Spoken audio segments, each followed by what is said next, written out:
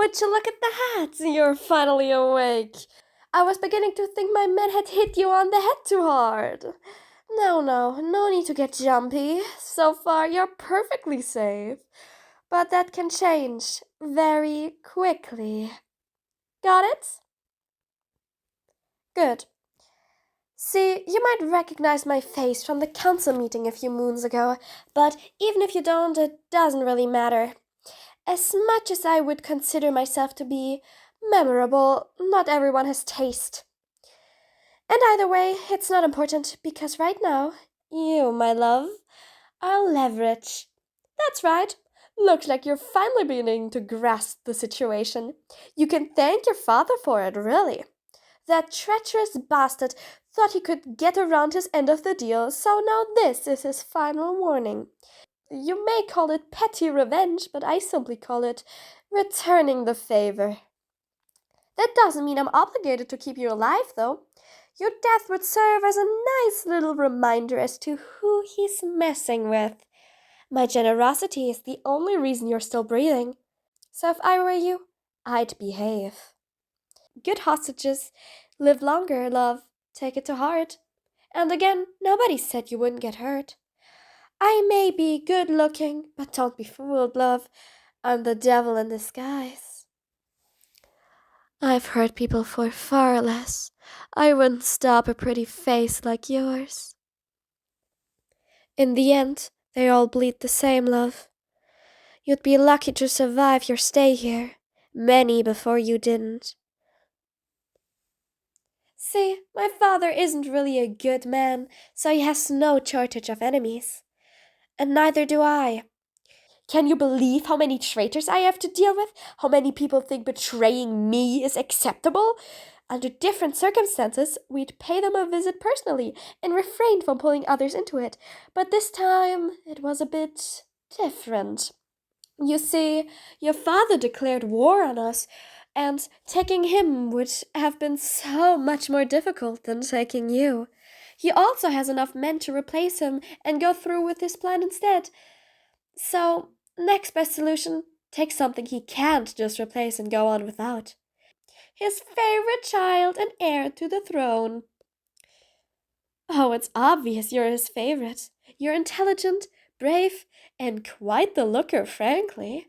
He always speaks so highly of you whenever your name is mentioned. I'm not even sure whether you have siblings at all. That's how focused he is on you. You must be real special, love. I suppose I have to find out for myself what you're capable of.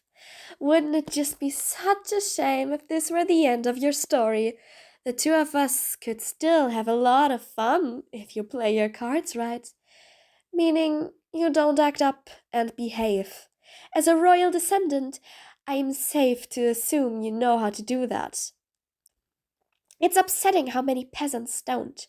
But you're better than that, aren't you? Otherwise, I'll have to force your respect, and you surely won't enjoy that, love. But now that the formalities are out of the way, I do plan on being at least somewhat of a decent host. You are free to move around within my quarters, but don't even think about escaping. I have guards stationed at every possible exit of this room, and the windows have bars, as you can clearly tell. Don't try to butter up any of the guards or servants here either. All of them have been tested on their loyalty and know how not to mess with us. After having to clean up the remains of other traitors, most of them have learned to stay in the line. If you so much as attempt to befriend anyone here, I will serve their heads to you on a platter, love. So tread carefully. We wouldn't want anyone having to suffer because of you, now, would we?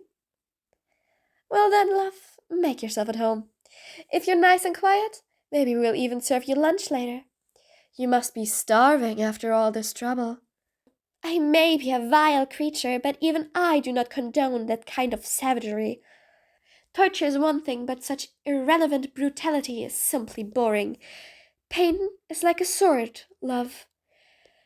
If you use it strategically, it can slice through enemies and leave the survivors trembling in terror. On the other hand, simply swinging it around with brute force, you end up either barely leaving a scratch on your opponent's armor or in a bloodbath.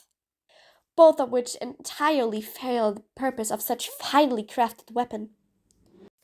Handling a sword is a form of art too. It's a carefully choreographed dance. And so is manipulation and punishment, love. You always have to decide which step to take next to get your desired outcome. What would be too little? What would be too much? It's a fine balance between respect and revolution. But you wouldn't know of such things, would you? You aren't a true leader yet. You simply let your father do as he pleases. You don't even seem as though you care about politics at all. Even at the conference, you barely interacted with anyone. You didn't meet my gaze once, throughout the entirety of it. It's a shame, really. If you'd been more open, perhaps the two of us could have become allies and it wouldn't have come this far. Two kindred souls, overshadowed by their terrible fathers. We might have made a good pair, but now it's too late for that. You had your chance and decided to let it pass. Just another pretty face to be forgotten within an instant. With me, the two of us could have left a lasting impression on this forsaken world. I know I still will.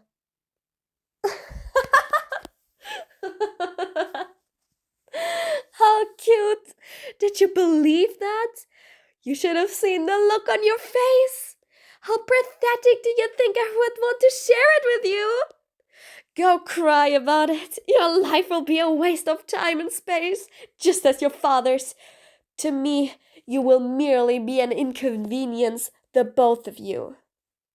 Oh well, too bad for you now, love. I'll be looking forward to your madness unfolding as you spend the next weeks isolated, only with me to keep you company whenever I please. Try not to get too excited. It's my job to torture you after all. Be that mentally or physically, I'll have my fun either way. But enough for now. I'll have more than enough time to enjoy your delightful facial expressions later, and trust me, I'll be getting everything out of you once I actually try.